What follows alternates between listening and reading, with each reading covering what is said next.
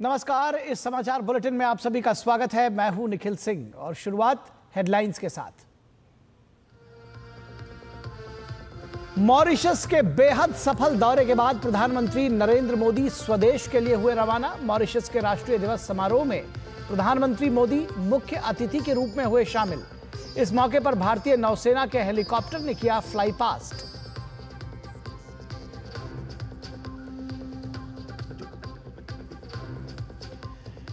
PM Modi और Mauritius के प्रधानमंत्री नवीन चंद्र राम गुलाम के बीच हुई प्रतिनिधिमंडल स्तरीय वार्ता। द्विपक्षीय सहयोग से जुड़े मुद्दों पर विचार विमर्श। कई मुद्दों पर समझौता ज्ञापनों का हुआ आदान प्रदान।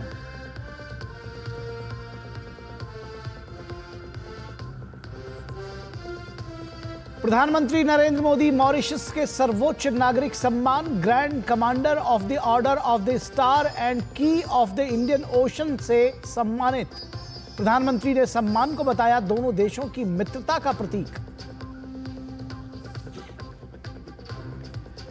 हरियाणा में स्थानीय निकाय चुनाव में भाजपा की प्रचंड जीत। 10 नगर निगमों में से 9 में लहराया जीत का परचम।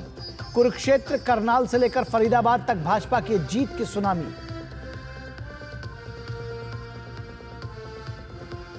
और फरवरी में खुदरा महंगाई दर घटकर 3.61% पर आई। वहीं विनिर्माण क्षेत्र के अच्छे प्रदर्शन से देश के औद्योगिक उत्पादन में इस साल जनवरी में 5% की वृद्धि।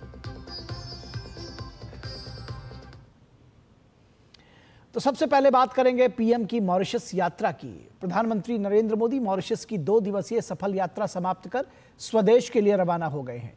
इस दौरान मॉरिशस के प्रधानमंत्री नवीन चंद्र राम गुलाम भी एयरपोर्ट पर उनको विदा करने के लिए मौजूद रहे।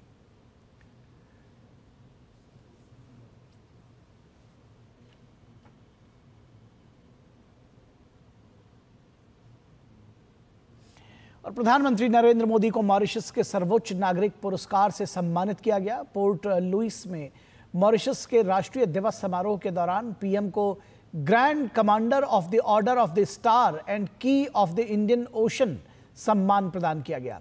मॉरिशस के राष्ट्रपति ने पीएम को यह सम्मान सौंपा। प्रधानमंत्री ने इसके लिए मॉरिशस का आभार जताया। पीएम ने इसे दोनों देशों की मित्रता का प्रतीक बताते हुए भारत के सभी लोगों को समर्पित किया।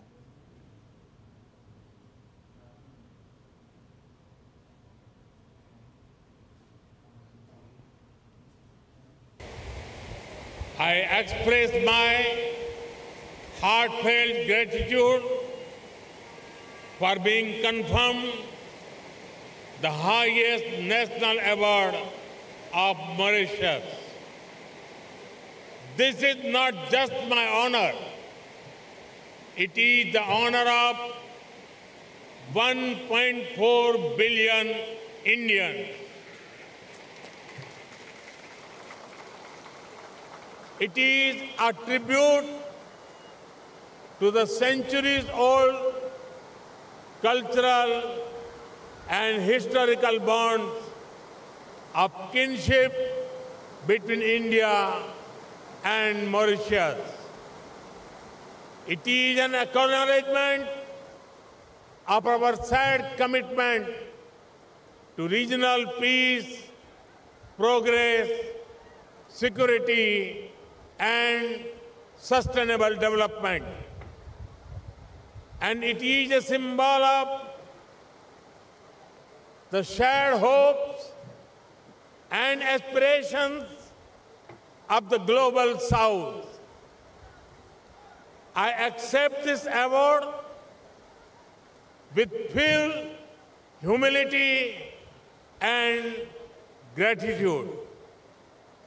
I dedicate it to your ancestors who came from India to Mauritius centuries ago and to all their generations. Through their hard work, they wrote a golden chapter in the development of Mauritius and contributed to its vibrant diversity. I also embrace this honor as a responsibility. I reaffirm our commitment that we will continue to make every effort to enhance India-Mauritius strategic partnership to greater heights. Thank you. Thank you very much. और प्रधानमंत्री Narendra Modi port Louis में Mauritius के राष्ट्रीय दिवस समारोह में मुख्य अतिथि के तौर पर शामिल हुए। परेड में आईएनएस इम्फाल का दस्ता भी शामिल हुआ। जैसे ये दस्ता मार्च करता हुआ गुजरा, पीएम ने खड़े होकर इसका उत्साहवर्धन किया। राष्ट्रीय दिवस समारोह में मॉरिशस की रक्षा क्षमता का नजारा देखने को मिला। मॉरिशस के विभिन्न बलों के दस्ते और बैंड समारोह का हिस्सा बने। समारोह में मॉरिशस के राष्ट्रपति और प्रधानमंत्री के साथ साथ बड़ी संख्या में गणमान्य नागरिक शरीक हुए। और मॉरिशस के राष्ट्रीय दिवस समारोह में गीत जय हो ने अलग ही समा बांध दिया।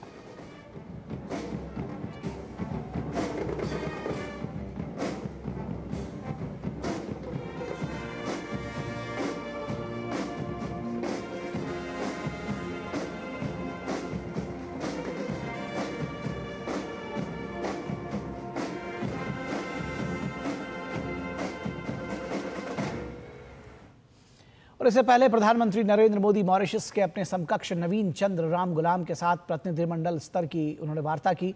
बैठक में द्विपक्षीय सहयोग से जुड़े मुद्दों पर विचार विमर्श हुआ। दोनों देशों ने आपसी रिश्तों में हुई प्रगति की समीक्षा की और इसके साथ ही सहयोग में विस्तार की संभावनाओं पर चर्चा की।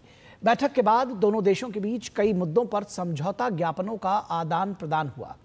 जो समझौते हुए उनमें स्थानीय मुद्रा निपटान प्रणाली के लिए मॉरिशस के केंद्रीय बैंक और भारतीय रिजर्व बैंक में समझौता, पाइप प्रतिस्थापन कार्यक्रम के अंतर्गत केंद्रीय जल प्राधिकरण द्वारा कार्यान्वित की जा रही परियोजनाओं के वित्त पोषण के लिए मॉरिशस सरकार और भारतीय स्टेट बैंक के बीच ऋण सुविधा समझौता, मॉरिशस के राजनयिकों के प्रशिक्षण के लिए समझौता, भारतीय नौसेना और मॉरिशस पुलिस बल के बीच व्हाइट शिपिंग सूचना साझा करने पर तकनीकी समझौता, मॉरिशस के वित्तीय अपराध आयोग और भारत के प्रवर्तन निदेशालय के बीच समझौता, सूक्ष्म लघु और मध्यम उद्यमों यानी कि एमएसएमई के क्षेत्र में सहयोग के लिए समझौता, पब्लिक ऑफिसर्स के प्रशिक्षण के लिए समझौता और भारतीय राष्ट्रीय महासागर सूचना सेवा केंद्र, भारत के पृथ्वी विज्ञान मंत्रालय और मॉरिशस के प्रधानमंत्री कार्यालय के महाद्वीपीय शेल्फ समुद्री क्षेत्र प्रशासन और अन्वेषण विभाग के बीच समझौता ज्ञापन शामिल है।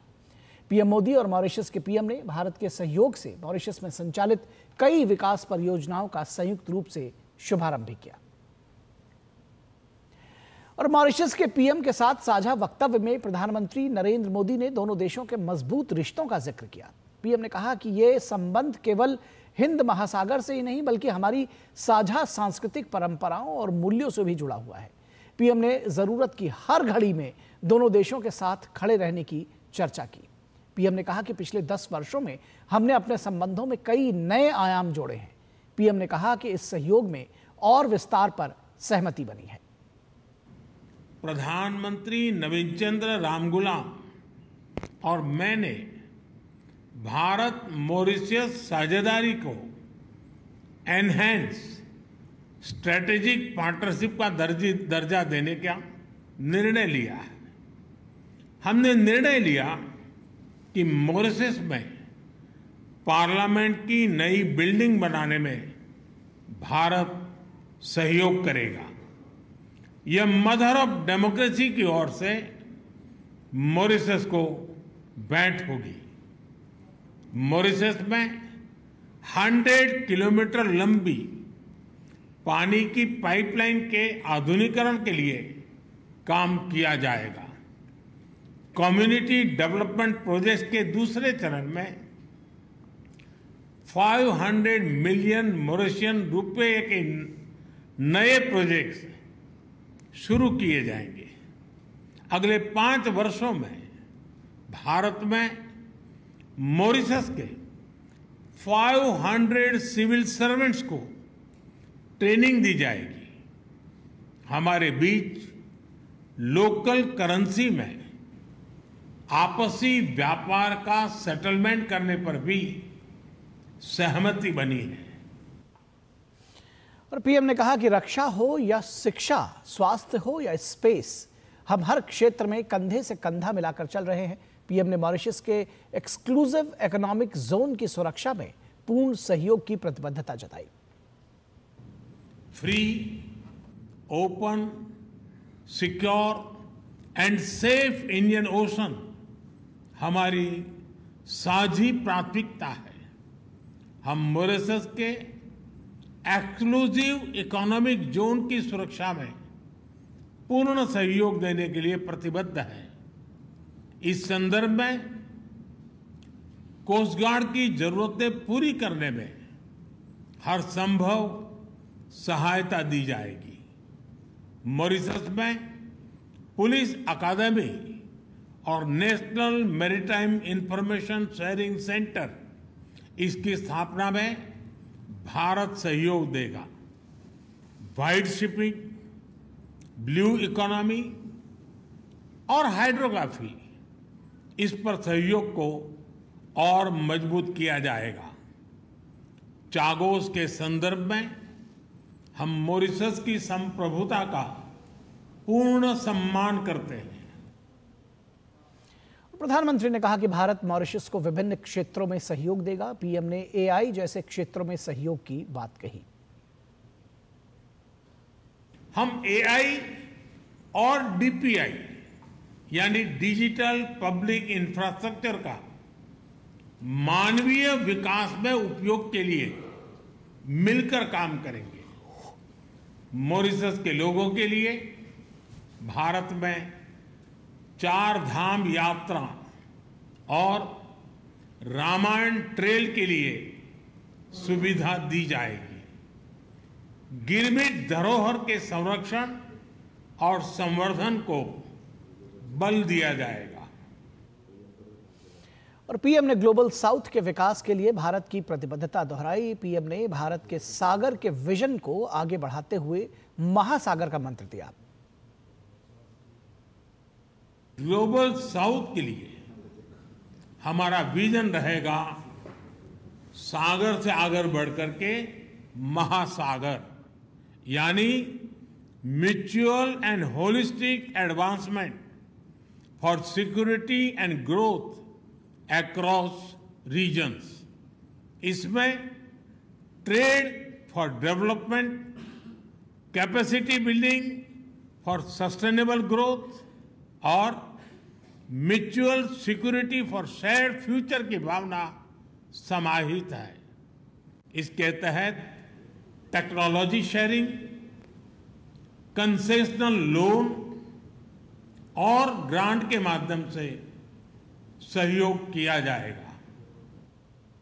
और मॉरिशस के प्रधानमंत्री नवीन चंद्र रामगुलाम ने अपने देश के राष्ट्रीय दिवस समारोह में पीएम मोदी की मौजूदगी को गौरव का पल बताया।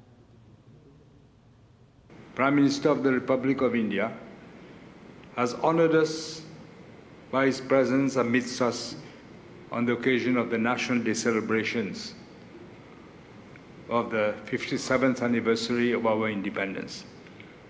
His distinguished presence on this momentous occasion is testimony to the unique and very special relations which bind our two countries. The resounding success of the community event held last evening at the Triano Convention Center, which gathered both Mauritian citizens and members of the Indian diaspora, was a clear illustration of the vibrancy of shared cultural heritage. प्रधानमंत्री नरेंद्र मोदी ने Mauritius में अपने समकक्ष नवीन चंद्र रामगुलाम के साथ मिलकर अटल बिहारी वाजपेयी लोक सेवा एवं नवाचार संस्थान का शुभारंभ किया। पीएम मोदी ने सोशल मीडिया प्लेटफॉर्म एक्स पर पोस्ट किया कि यह शिक्षण, शोध और सार्वजनिक सेवा के लिए केंद्र के रूप में काम करेगा तथा भविष्य के लिए नए विचारों और नेतृत्व को बढ़ावा देगा। ये प्रगति और विकास के लिए हमारी साझा प्रतिबद्धता को भी मजबूत करता है।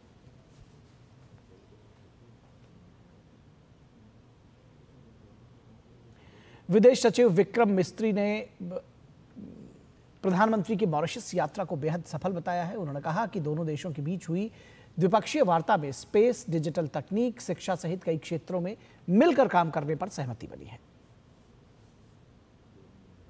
Two leaders had the opportunity to take stock in detail on cooperation on development partnership initiatives, trade, the economic ties, and ways to deepen people-to-people ties between the two countries. They have adopted a joint vision for an enhanced strategic partnership. Cooperation envisaged covers several areas, including political exchanges, development partnership, capacity building, space and digital technologies, education, and talks about fostering greater ties in the economic, defense, and maritime security domains, while also, of course, emphasizing the traditional domains of cultural and people-to-people ties. और विदेश सचिव विक्रम मिस्री ने कहा कि PM Modi और Mauritius के प्रधानमंत्री नवीन चंद्र राम गुलाम ने संयुक्त रूप से मॉरिशस के अटल बिहारी वाजपेयी लोक सेवा एवं नवाचार संस्थान का उद्घाटन किया। इसके साथ ही प्रधानमंत्री ने मॉरिशस के नए संसद भवन के निर्माण के लिए भारत के समर्थन की भी घोषणा की। During the visit, the Prime Minister announced India's support towards the construction of a new parliament building in Mauritius and to provide grant assistance to undertake phase 2 of the high impact community development projects program.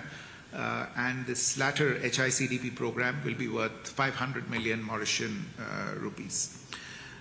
The leaders also inaugurated some important projects built with grant assistance from India, and these included the Atal Bihari Vajpayee Institute of Public Service and Innovation. The college is meant to train Mauritian civil servants and will also serve as a center of excellence for governance and training. और PM की सफल यात्रा के दौरान भारत और Mauritius के बीच कई क्षेत्रों में समझौते भी हुए। The leaders also, as I said, witnessed the exchange of several memorandums of understanding. There's an MOU on training and capacity building programs for public service officers from Mauritius, and under this, India will train 500 civil servants from Mauritius over the course of 5 years. An MOU on training of diplomats from Mauritius at the Sushma Swaraj Institute of Foreign Service in New Delhi. An MOU on local currency settlement of our bilateral trade. You might recall that we have already operationalized UPI and RuPay cards in Mauritius, and together these initiatives are meant to promote bilateral trade and investment using our respective local currencies. और उसके बाद बात करेंगे संसद की कार्रवाई का, लेकिन रुकेंगे एक छोटे से ब्रेक के लिए। कहीं मत जाइएगा, जल्द हाजिर होंगे।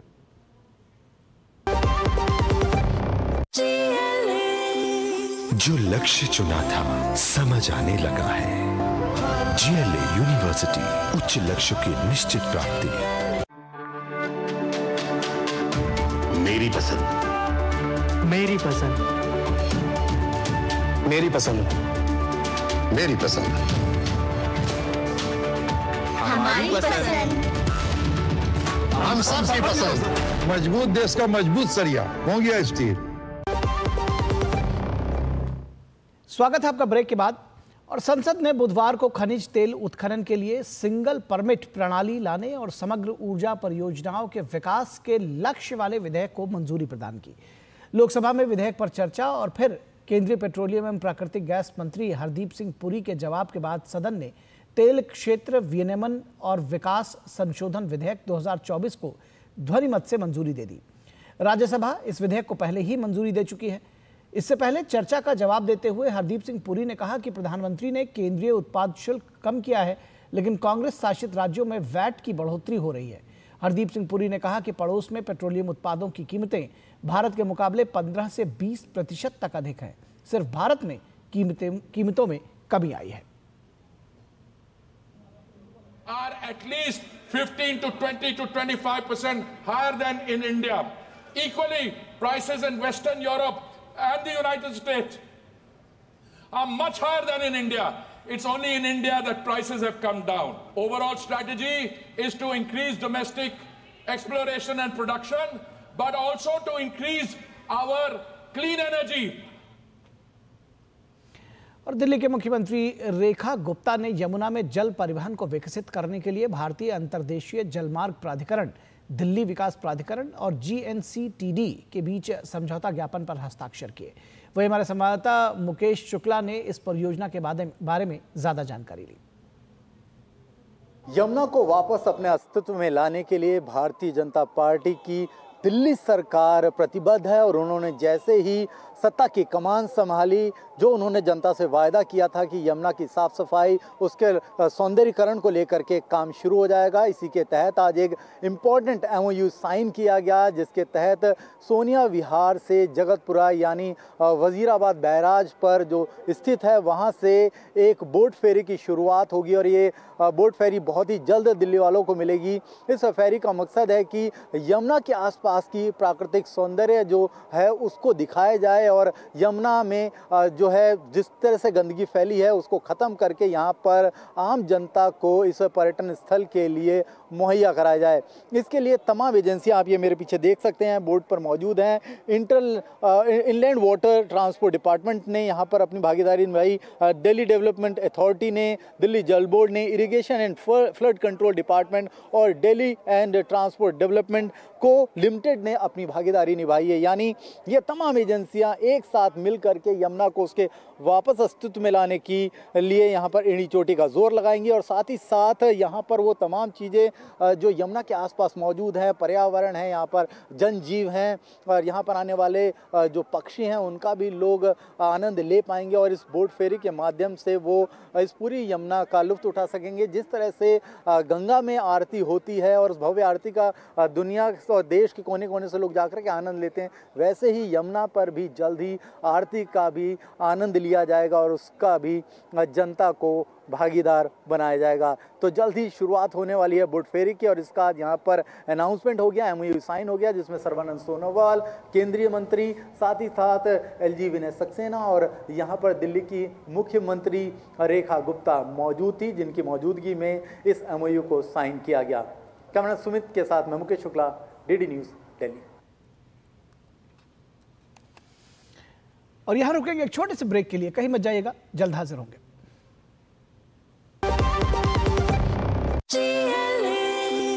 जो लक्ष्य चुना था समझ आने लगा है। GLA यूनिवर्सिटी, उच्च लक्ष्य की निश्चित प्राप्ति। जब धरती चीर कर निकलता है लोहे का पत्थर और मिलता है मोंगिया के जोश से, फिर तपता है, पिघलता है और बनता है फौलाद।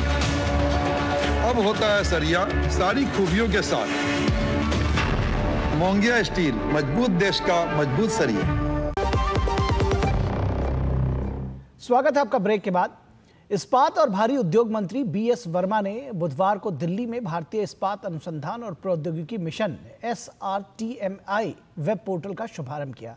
DD इंडिया न्यूज संवाददाता विशाल बैरिस्टो से विशेष बातचीत में steel authority of India limited के चेयरमैन ने योजना के लाभ, ग्रीन स्टील के उत्पादन और इस्पात निर्यात पर अमेरिकी टैरिफ के प्रभाव के बारे में विशेष बातचीत की।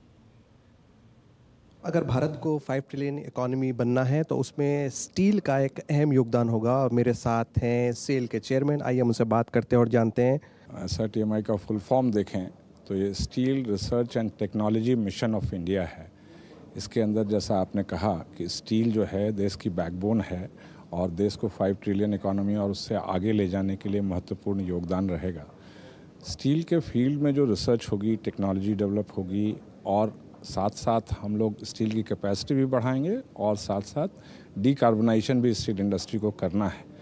ये ट्विन चैलेंज के साथ हम जब आगे बढ़ते हैं तो हमारा मानना है कि हमारे जो एकेडमिक इंस्टीट्यूशंस हैं, IITs हैं, NITs हैं, इतने सारे इंजीनियरिंग के विंग हैं, हमारे रिसर्च के लिए बहुत सारी फैसिलिटीज़ हैं। नेशनल मेटलर्जिकल लेबोरेटरी है, CSIR लेबोरेटरीज़ हैं।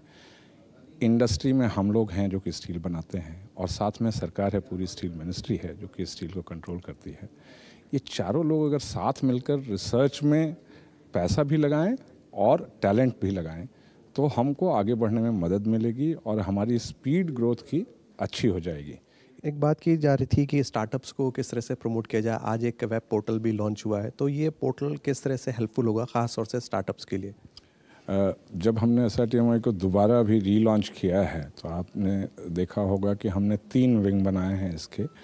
पहला है जिसमें हम समस्या बताएंगे और लोग उसके सॉल्यूशंस लेकर आएंगे, उनको हम फंड करेंगे। दूसरा है जिसमें कि हम कोई समस्या नहीं बता रहे, लेकिन लोगों को अगर कोई आइडिया है तो हम उस आइडिया को एग्जामिन करेंगे और उसको फंड करेंगे। और तीसरा सबसे इम्पॉर्टेंट हमारा इनिशिएटिव है कि स्टार्टअप के लिए अलग सेक्शन है। जब स्टार्टअप हमको अप्लाई करेंगे कि वो कोई काम करना चाहते हैं, कोई नई टेक्नोलॉजी, कोई नए आइडिया के साथ आते हैं, तो हम उनको फंड करेंगे। चेंजिंग जियोपॉलिटिक्स के मद्देनज़र यूएस ने काफ़ी सारे टैरिफ्स लगाए हैं, सैंक्शंस लगा दिए हैं, तो उसमें हमारी स्टील इंडस्ट्री पे क्या कोई फ़र्क पड़ने वाला है? करंट स्टील इंडस्ट्री में यूएसए के टैरिफ से कोई बड़ा चैलेंज डायरेक्ट नहीं है, क्योंकि इंडिया का एक्सपोर्ट स्टील यूएस में उतना ज़्यादा नहीं होता है कि इससे फ़र्क पड़े। तो ये थे चेयरमैन सेल, जिनका ये कहना है कि यूएस टैरिफ्स का ज़्यादा फ़र्क भारतीय स्टील उद्योग पर देखने को नहीं मिल रहा है फ़िलहाल, लेकिन भारत कोशिश कर रहा है कि किसी तरह अपने R&D पर फोकस करे, अपने स्टार्टअप्स को आगे लेकर आए, ताकि हम ग्रीन स्टील के प्रोडक्शन में आगे बढ़ सकें। कैमरामैन पीयूष के साथ मैं विशाल बैरिस्टो, DD न्यूज़, दिल्ली। तो इस समाचार बुलेटिन में बस इतना ही। इजाजत दीजिए, नमस्कार।